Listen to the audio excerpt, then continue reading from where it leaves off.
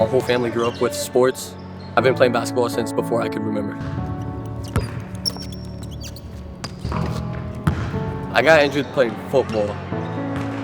Surgery, I had to wait about 2 months just to walk. And then after that, I got trained to PT. That took another 4 months. The brace, it's due to the muscle in the quad not being built up yet, but it will be.